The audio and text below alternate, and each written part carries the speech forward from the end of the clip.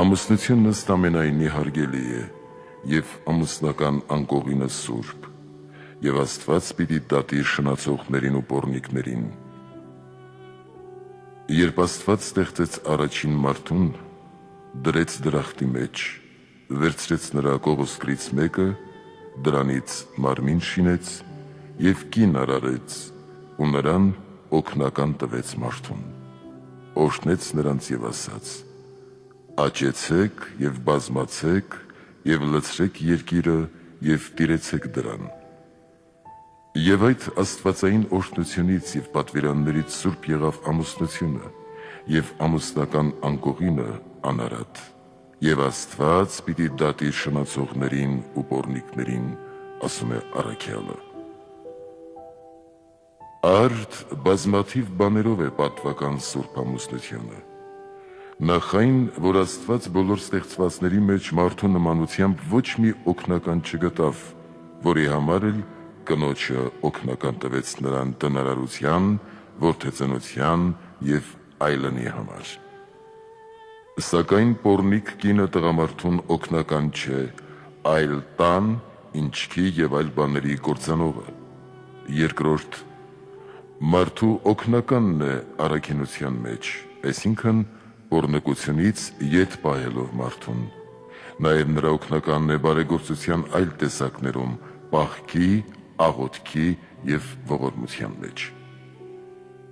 Բայց պոռնիկը և շնացողը մարդուն զանազան չարիքների են տանում և զրկում բոլոր բարիքներից։ Երրորդ, տղամարդու օգնականն է, որովհետև հավաքում և պահում է ամեն ինչ, նաև մարդու անհրաժեշտ իրերը։ Ինչպես որ ծովն է ընդունում բոլոր գետերն իր մեջ, այդպես և կինն է ստանում ամեն տեսակ բարիքներ, պահում և հավաքում, որի համար էլ պատվական է ամուսնությունը։ Իսկ պոռնիկը ցրում է ամեն ինչ և կորստյան մատնում, այդ պատճառով է Աստված դատում։ Չորրորդ, կոչվում է կին, այսինքն կես և կենակից, քանզի կցորդ է տղամարդու կյանքին և նրա մարմնի կեսն է, քանզի ոսկորը է նրա ոսկորներից և մարմին է նրա մարմնից։ Սակայն օտար կինը նրա մարմնի կեսը և նրա կյանքի կցորդը չէ, այդ պատճառով էլ սուրբ չէ։ Հինգերորդ, Աստված օրհնեց ամուսնությունը և տղամարդուն ու կնոջը օրհնության պսակով դարձրեց մեկ մարմին։ Իսկ պոռնիկները շնությամբ դարձան մեկ մարմին և ոչ Աստուծո օրհնությամբ, դրա համար է Աստված դատում նրանց։ Վեցերորդ, քանզի մեկ մարմին են տղամարդու և կնոջ սիրո միավորությամբ, և այնպես մեկ մարմին դարձան, որ մինչև իսկ կինն իր մարմնին չի իշխում, այլ տղամարդը։ Նաև տղամարդը չի իշխում իր մարմնին, այլ կինը, քանզի այլևս երկու մարմին չեն, այլ մեկ։ Իսկ պոռնիկները սիրով մեկ չեն և ոչ էլ մեկ մարմին, այլ բազմաթիվ բաժանված շատերի մեջ, դրա համար Աստված դատում է նրանց։ Յոթներորդ, ամուսնությունը որդեծնության համար եղավ, որպեսզի մարդը բազմանա և աճի տեսակը ծառայելու Աստուծո փառքին, որի պատճառով է ամուսնությունը պատվական։ Իսկ պոռնիկը ոչ թե զավակներ ծնելու, այլ մարմնի հեշտարից ցանկության հետևից է ընթանում, որի համար է Աստված նրան դատում։ Ութերորդ, քանզի նույնն է ամուսնության գործը և նույնը վայելքը, ինչ և պոռնիկինը, սակայն մեկն Աստուծո պատվիրանն է կատարում սուրբ ամուսնությամբ, ինչպես ասվեց. «Աճեցեք և բազմացեք», ուստի պատվական է Աստուծո պատվիրանով։ Իսկ մյուսին ասաց. «Մի շնացիր, մի պոռնկացիր», բայց նա Աստուծո պատվիրանի դեմ է մարտնչում, ուստի դրա համար է Աստված դատում։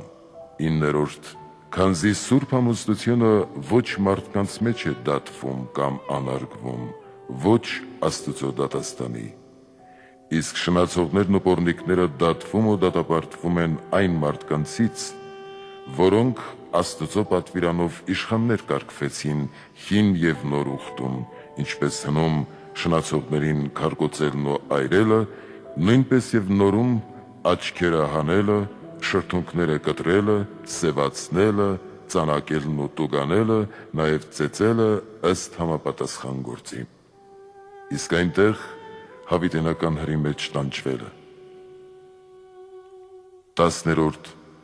Քանզի Սուրբ ամուսնությունը ցերեկով եկեղեցու մեջ հայտնապես պսակվում է Աստուծո խոսքով, խաչով և ավետարանով,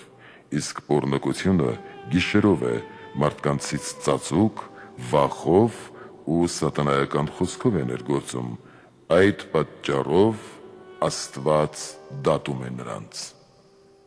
Սակայն Սուրբ ամուսնությունը պատվական է և ամուսնական անկողինը անարատ։ Սակայն Սուրբ ամուսնությունը թեև սուրբ է, ինչպես ասվեց, բայց այն նույնպես 3 եղանակով կարող է պղծվել։ Նախ, եթե առանց խտրության և հաճախ լինեն այդ գործի մեջ, ինչպես անօրենները և անասունները, ապա կպղծվի անկողինը, այլ համեստ և չափավոր, ինչպես օրինակ գինին կարելի է քիչ ըմպել, որ սուրբ է, իսկ շատ խմելը հարբեցողություն է և մեծ մեղք։ Նույնպես է և ամուսնությունը։ Երկրորդ ժամանակը, քանզի թույլատրելի ժամանակում սուրբ է, իսկ արգելված ժամանակ անօրեն ու պիղծ, ինչպես օրինակ ոչխարի և այծյամի միսն ու տիքի ժամանակ, իսկ պահքի ժամանակ պիղծ, նույնպես և ամուսնության մեջ կա ամուսնական անկողնու արգելքի ժամանակ, որ պետք է իմանալ։ Ամուսնական անկողնու արգելքի ժամանակ է պսակ դնելու արգելված օրերը, ինչպես կիրակի, չորեքշաբթի և ուրբաթ օրերին պսակ չեն դնում։ Նույնպես և պսակ չի դրվում բոլոր շաբաթապահքերին, նաև աղոհացի պահքին, հինանց շրջանում, որով հայտնի է, որ այսպիսի ժամանակներում մերձավորությունն արգելված է, այդ պատճառով պսակ չեն դնում։ Նույնպես, եթե որևէ այլ անպատեհ ժամանակ լինի, ինչպես հղիությունը, հիվանդությունը, մարդ պետք է ընտրի ժամանակը, ինչպես սերմնացանն ընտրում է գարնան և աշնան ժամանակը և ապա սերմանում, ձմռանն ու ամռանը չի սերմանում, քանզի խոտան է լինում։ Երրորդ տեղի ընտրությունն է, որ լինում է Աստուծո թույլտվությամբ, այլ ոչ թե սատանայական որոգայթներով։ Կամ եթե կինը թողնում է տղամարդուն և այլ ճանապարհով գնում, կամ տղամարդը կնոջը, դրանք համարվում են շնություն և պղծություն և ոչ թե պատվական անկողին։ Եվ եթե մեկը հարցնի. «Ինչու է պոռնկությունն արգելված», քանզի նույնն է, ինչև ամուսնությունը և Աստուծո պատվիրանի կատարում է, որ ասաց. «Աճեցեք և բազմացեք»։ Նաև նահապետները բազմաթիվ կանայք ու հարճեր առան, պատասխանում ենք. «Պետք է իմանալ, որ Աստված տղամարդու և կնոջ սիրո պատճառը ցանկությունը դարձրեց երկու պատճառով. նախ, որպեսզի այդ ցանկության համար տղամարդը խոնարհվի դեպի կինը, երկրորդ, որպեսզի կինը կրի երկունքի ծանրությունը և մանուկներին սնելու դժվարությունը։ Արդ թե ցանկության համար մանկածնություն լինի կամ մանկածնության համար ցանկությունը կատարվի, որն էլ լինի աշխարհում աճ և բազմացում է լինում։ Իսկ պոռնկությունը դեմ է աստվածային օրենքին։ Նախ խափանում են ծնունդները զանազան ախտերի բխմամբ, երկրորդ, քանզի ցանկություններով անձնատուր են լինում գարշ ախտեղությունների և անհագորեն զեխանում դրանցում, երրորդ, որովհետև անմեղ երիտասարդներին գցում են բորբոքվող ցանկությունների սատանայի թակարդի մեջ, որը հավիտենական մահն է, չորրորդ, քանզի նրան նաև խոչընդոտում են կատարելու որդեծնության գործը, հինգերորդ, քանզի նրա հետ նաև նրա ունեցվածքն ու վաստակն են յուրացնում, իսկ նա մոլությանբ արբած ոչինչ է համարում ունեցվածքի կորուստը, ուստի արդարացիորեն զգուշացնում է. «Մի նայիր չար կնոջը»։ Իսկ առաքյալն ասում է. «Մի խաբվեք ոչ շնացողները, ոչ պոռնիկները չեն ժառանգում Աստծո արքայությունը։ Ինչու են բազմամուսնությունն ու բազմակնությունը մերժելի ոչ միայն ըստ Սուրբ Գրքի, այլև ըստ բնական բարքերի, ինչպես Հովսեփը հրաժարվեց Պետափրեսի կնոջից և Ռուբենն անարգվեց, որ մտավ հոր անկողինը։ Նախ, քանի որ սիրո այն կապը, որ երկուսին դարձնում է մեկ մարմին, կինը խզում է իր ամուսնու հետ և կապվում ուրիշին։ Նույնպես և տղամարդն է ուրիշ կնոջ կապվում և միմյանց նկատմամբ հուժարակամ սեր չունեն, այլ ակամա։ Ուստի Տերն այլ ախտի համար, կնոջ լեզվանիության կամ գող լինելու համար չի արտոնում արձակել, այլ միայն պոռնկության պատճառով, քանի որ ինքն է իրեն արձակում իր ամուսնուց։ Երկրորդ, քանի որ որդիները չեն ճանաչում իրենց հորը։ Երրորդ, քանի որ հայրը գութ չունի որդիների նկատմամբ, քանզի կասկածում է հարազատ լինելուն։ Չորրորդ, քանի որ նա, ով ստուգապես հոր ժառանգն է, զրկվում է ժառանգությունից և օտարն է գալիս ու ժառանգում այն։ Հինգերորդ,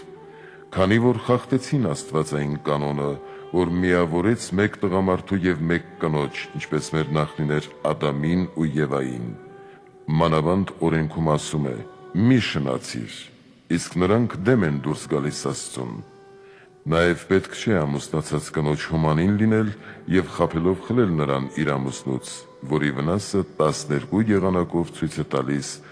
Աստծուց իմաստնացած Սողոմոնը։ Նախ ասում է. «Ետ պահիր քեզ ամուսնացած կնոջից, քանզի ով մոլորվում է ամուսնությամբ կապվածի հետ, ավելի չար է, քան պոռնիկ կանայք։ Քանզի պոռնկացողի պատիժը միայն մեկն է, գեհենի հուրը, իսկ սրանցը երեքը, մեկը սրա ամուսնունը, երկրորդը դատավորների պատուհասը և մյուսը Աստուծո դատաստանը և գեհենի պատիժը»։ Երկրորդ ասում է. «Թող չհաղթի քեզ օտար կնոջ գեղեցկության ցանկությունը»։ Նախաստեղծի կործանման պատճառը եղավ այն, որ կինը տեսավ, որ ծառը գեղեցիկ է և ակնահաճո, նույնպես և Դավթին տեսնելով սիրահարվեց Բերսաբեեն,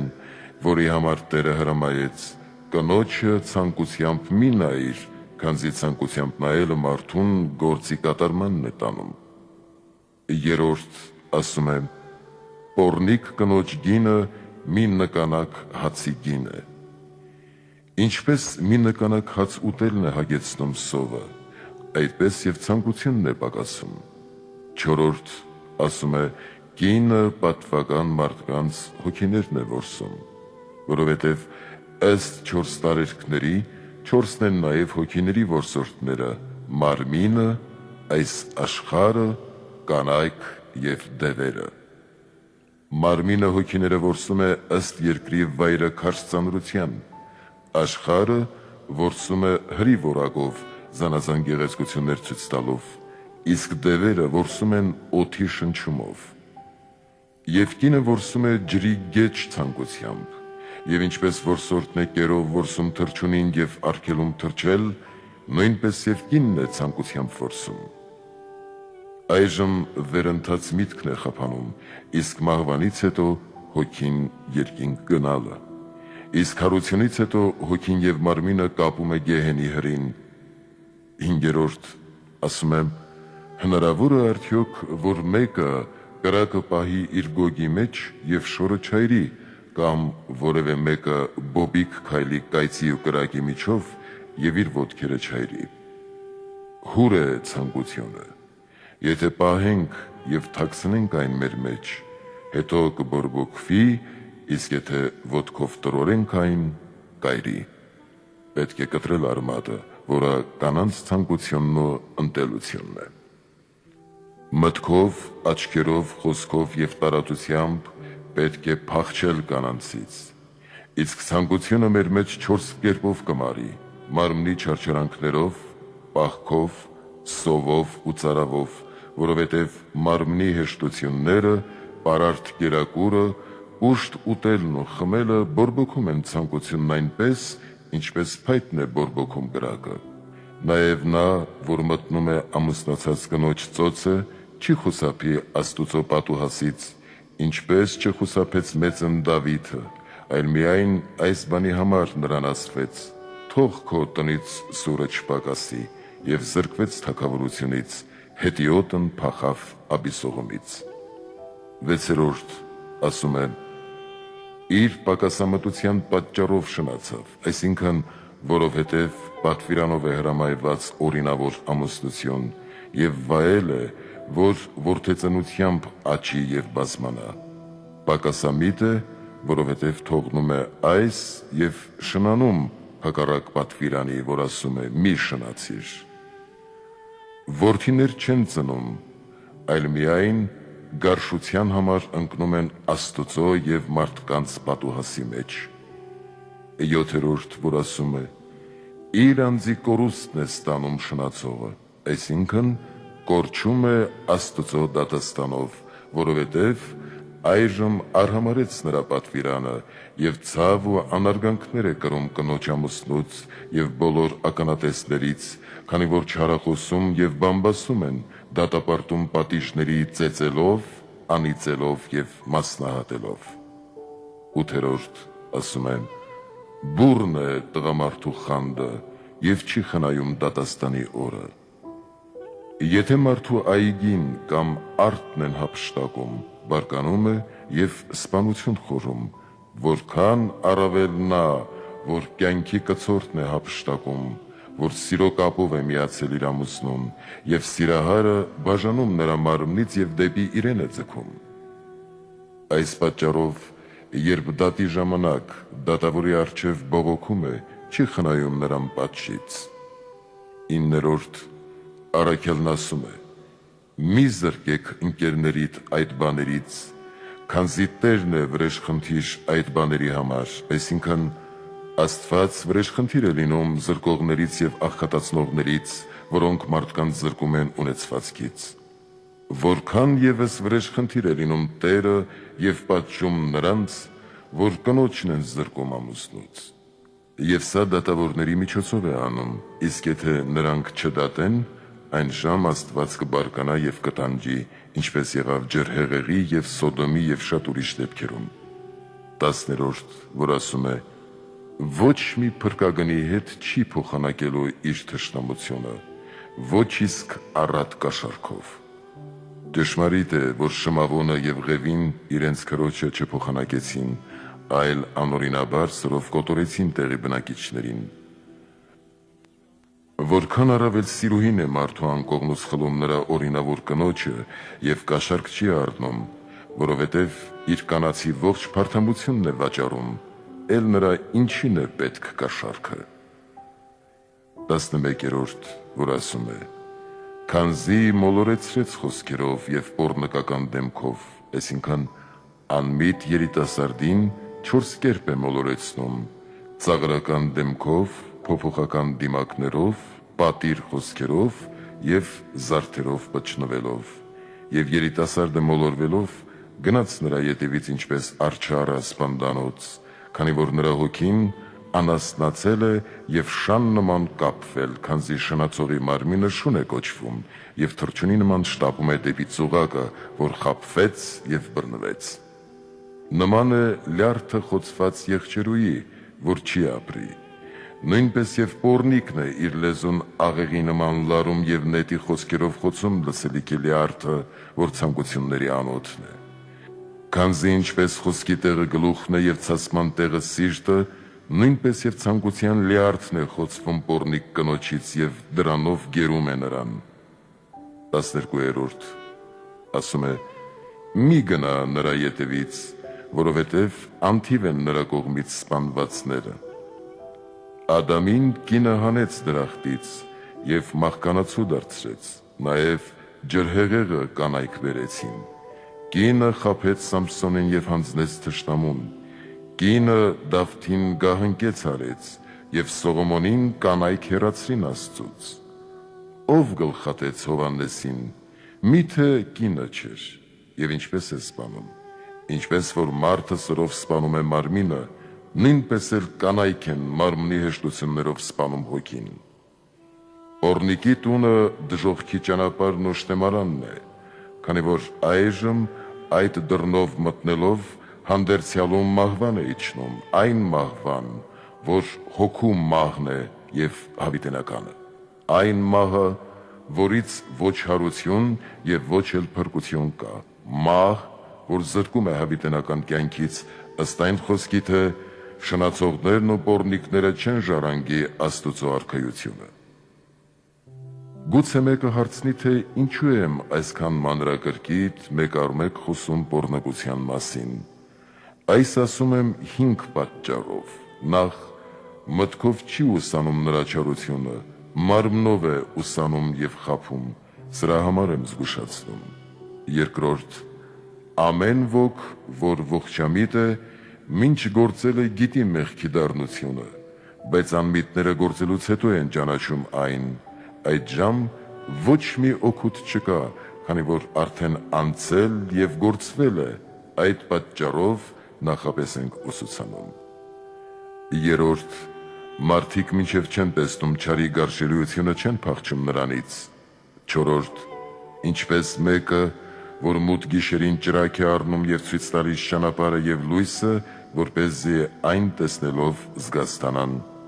Հինգերորդ, ինչպես իմաստուն նավաստին է ծովի ալիքներից ազատվելով և նավահանգիստ հասնելով այնտեղ գտնվողներին պատմում ծովի դժվարությունների մասին, որպեսզի նրանք չխորտակվեն ծովի մեջ։ Նույնպես և իմաստուն Սողոմոնը մտավ աշխարհի ծովը և իր անձի վրա փորձեց փորձությունների բոլոր հեշտությունները և մեզ ուսուցանեց, թե ամեն բան սուտ է և ունայն։ Այսպես է բռնում սատանան և այդպես է պատերազմում կինը, այդպիսին են մեծությունը և այս աշխարհի հեշտությունը, այդպես է մարմնի ցանկությունը գերում մարդկանց, զգույշ եղեք։ Այս աշխարհը ծով է, իսկ ցանկությունները ալիքներ 5 պատճառով։ Նախ, որովհետև բնական է ծովի մեջ շարժվող ալիքը, այդպես և մեր մեջ բնական է մարմնի ցանկությունը։ Երկրորդ, ինչպես ծովը ոչ թե մեկ ալիք ունի, այլ բազմաթիվ են դրանք, նույնպես և մարմնի ցանկություններն են բազմաթիվ, որոնք բազում անգամ են տիրում մեզ մանկությունից մինչև ծերություն։ Երրորդ, եթե ալիքը բարձրանա, կլցվի նավի մեջ և կխորտակի այն, բայց եթե նավի տակով անցնի, նավը կազատվի։ Նույնպես, եթե հեշտությունների ալիքը մարդուն դիպչի, անդունդների խորքերը կընկղմի նրան, իսկ եթե չդիպչի, մարդը կազատվի նրանից։ Այս պատճառով մարգարեն ասում է. «Թող չընկղմեն ինձ ջրի պտույտները»։ Չորրորդ, ծովը կամ խաղաղ է լինում, կամ ամպերից ու փոթորկից խռովված։ Նույնպես և միտքը խաղաղ է ցանկությունից, սակայն ցանկությունը շարժվում է արտաքնապես տեսնելուց կամ խորհուրդներից, կամ էլ դևերի ամբոխների ազդեցությունից։ Հինգերորդ, ինչպես ալիքն է ոչնչանում ափի ավազներից,